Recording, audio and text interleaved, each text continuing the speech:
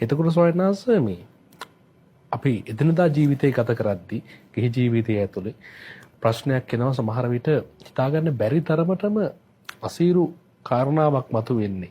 දිගින් දිගටම අර ප්‍රශ්න පිට ප්‍රශ්න එනවා කියලා කියන්නේ සරිත කොට එයාලට දරා ගන්න බෑ. සමහරවිට ජීවිතේ නැති කර ගන්න අවස්ථා තියෙනවා. හිතේ ධර්මයක්, හිතේවල් විශ්වාසයක් නැති අය. සොයල්ස මේ එහෙම නැතුව මේ තථාගතයන් වහන්සේගේ ශ්‍රාවකෙක්ට ප්‍රශ්නයක් ගැටලුවක් මතුවෙද්දි මොනවා හරි විපත් කරදර ප්‍රශ්න වැඩි කියලා දැනෙද්දි ඒ අයට මේ තෙරුවණින් පිහිට ආරක්ෂා ලබා ගන්න පුළුවන් විදි මොනවද ප්‍රායෝගිකව කරන්න පුළුවන් පිළිවෙත් තිබෙනවා වත් විදියට කරන්න පුළුවන් දේවල් අපි අහලා තියෙනවා. අපි මේ දේවල් සිහිපත් කරන්න කැමතියි. වාසේ ගොඩක් වැදගත්. දැන් අද සමාජයට එහෙමයි. විශේෂයෙන්ම ප්‍රශ්නයක් ගැටලුවක් එද්දී මෙහෙම කල්පනා කරන්න. මේ ප්‍රශ්නේ මට කලින් තිබුණද කියලා. නෑ. මේක හටගත්තේ මේ හේතු නිසා දැන්. එහෙමනම් මීට වඩා ප්‍රශ්න කලින් තිබ්බද කියන එකත් ආයෙ සිහිපත් කරලා බලන්න. එතකොට මෙනෙහි වෙයි. ඊට වඩා ප්‍රශ්න, ඊට අඩුවෙන් ප්‍රශ්න තිබිලා තියෙනවා. හැබැයි ඒ කාලෙත් කෙනෙකුට හිතකට ඇවිල්ලා ඔබට Tamanටම හිතිලා ඇති මේක සදාකාලිකයි වගේ කියලා. හැබැයි නෑ. ගොඩාක් ප්‍රශ්න කාලෙ විසින් මොනින් විසඳලා දානවා. එහෙමයි. සමහර ප්‍රශ්න තියෙනවා ඒ ප්‍රශ්න වලට වැඩි දඟලන්න නැතුව එහෙම නිදහසේ නැත්නම් නිවිලා පොඩ්ඩක් ඉන්න තරමට හොඳයි. ඒක එහෙම හිතනට වඩා වෙකින් එතකොටමයි නැති වෙලා යන්නේ.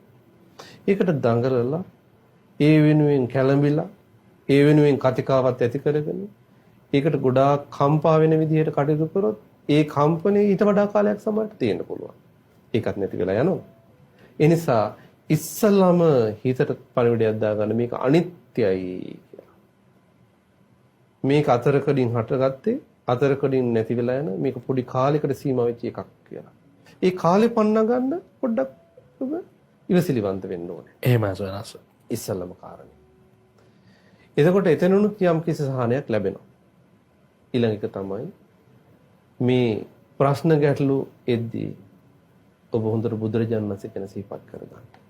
ධර්මයේ ගැන සිහිපත් කරගන්න. ශ්‍රාවක සංඝ රත්නය ගැන සිහිපත් කරගන්න. සමහරු කරන්නේ මේවට පිරිත් දේශනා කරනවා. එතකොට මේ ප්‍රශ්නේ මානසිකාර ප්‍රත්‍යයෙන් හටගන්නේ. මෙනෙහි කරන තාක් තමයි ප්‍රශ්නයක් වෙන්නේ.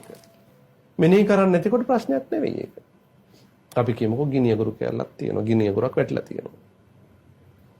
ගිනි අඟුරක් තියෙනවා. හැබැයි මේක අතට අරගෙන මිටමොලවගෙන ඉන්න තාක්නේ දැවෙන්නේ. එහෙමයි සෝනස්. හැබැයි ඔක අතහැරලා හිටියොත් රස්න දෙකක් තියෙයි පැත්තකින් නම. ඔක නිවෙන කාලයක් තියෙනව නේද? එහෙමයි. ආන නිවිලා යනකොට ඒ කොහෙ නිවිලා යාවි. එදාට ඒ රස්නේ නැහැ. ඒ දැවීම නැහැ. ඒ වගේ සමහර උදවිය ප්‍රශ්නයක් ආවට පස්සේ ආයෙත් මෙනෙහි කරනවා. ආයෙත් මෙනෙහි කරනවා. ඒ කාලය තුල උනත් නිින්ද යනවා කියලා හිතන්නකො නිදා ගන්නකොට ඒ ප්‍රශ්නේ නැහැනේ. නිදාගත් වෙලාවේ ප්‍රශ්නේ නැහැනේ. එහෙමයි සර්. ඉතින් ඇහැරිලා මොකටද ආයෙ මෙනෙහි කරන්නේ? නිදාගත් වෙලාවේ ප්‍රශ්නේ නැත්තම් අවදි වෙලා මොකටද ඒක මෙනෙහි කරයි? ඉතින් ඒක මෙනෙහි කරන්න තු වෙන එකක් මෙනෙහි කරන්න ඉවරයි. එහෙමයි සෝනස්. නේද?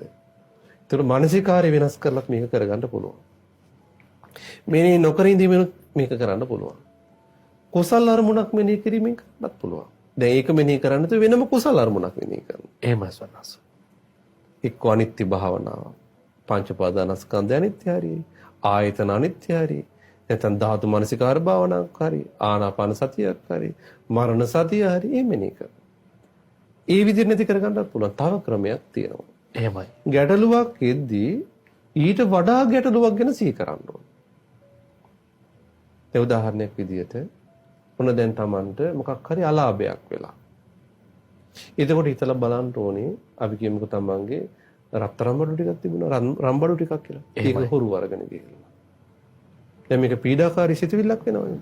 එහෙමයි සර්. එතකොට හිතන්න ඕනේ අහෝ දැන් පහුගිය ටිකේ සුනාමිය ආවා. රත්තරන් බඩු විතරද හොයා ගහගෙන ගියේ? නෑ සර්. ජලපාර හොයාගෙන ආවේ රම්බඩු විතරද? නෑනේ. මුළු ජීවිත කාලේ හරි හම්බ කරපු දේවලුත් පරම්පරාවෙන් ලැබුණු දේවලුත් අනාගතය සම්බන්ධ විතර කරපු දේවලුත් සියල්ලත් අමුදරු ඥාතිත මිත්‍රාදීනුත් ඔක්කොම ගහගෙන මුහුදට අරන් ගියානේ. එහෙමයි. ඉතින් මගේ නැති වෙලා තියෙන්නේ මොකද්ද රත්තරන් බඩු ටිකක් විතරනේ. තව සිහිපත් කර ගන්න පුළුවන් පහුගිය කාලේ පස් විසින් යට කරලා දැම්මා උන් හිරි තැනක්වත් නැති වෙන විදියට. එහෙම බලද්දි මට මේ වෙලා තියෙන්නේ පුංචි දෙයක්. ඒ විතරක් නෙවෙයි හොඳට සිහිය උපදව ගන්න මේ වෙලාවේ අපේම අම්මාවරු අපේම පියවරු අපේම බිරින්දෑවරු සැමිවරු දූ දරුවෝ නිරේ මේ වෙලාවේ නිරේ වැටිලා තුමාකාර විදිහේ මරලතෝනි දෙමින් හෝහඬ නංවමින් වද වේදනා දිදී පිච්චි පිච්චි මේ වෙලාවේ කෑ ගහනවා. මොන රත්තරන් බොඩද මෙනෙහි කරන්නේ? මොන යාන වාහනද මෙනෙහි කරන්නේ? මොන සම්බන්ධකම්ද මෙනෙහි කරන්නේ? ඒවා ගැන මොන කතාවද? එයාලා ඒ වෙලාවේ බලන්නේ ඒ පිච්චීමෙන්, දැවීමෙන්, තැවීමෙන් බේරෙන්නේ කොහොමද කියලා. හමන හුලඟක් නැහැ ලෝකේ. උගුරට වතුර පිටක් නැහැ ලෝකේ. ආහාර පිටක් නැහැ ලෝකේ. පුදුමාකාර විදිහේ වද වේදනාවන් වලට ලක් කළා. වද බන්ධන වලට ලක් වෙලා මහා දුකක් අත්විඳින ගමන් ඉන්නේ. ඒ බඳු සත්‍යයන් සිටිදී තමන්ට මොන දුකක්ද ලැබිලා තියෙන්නේ?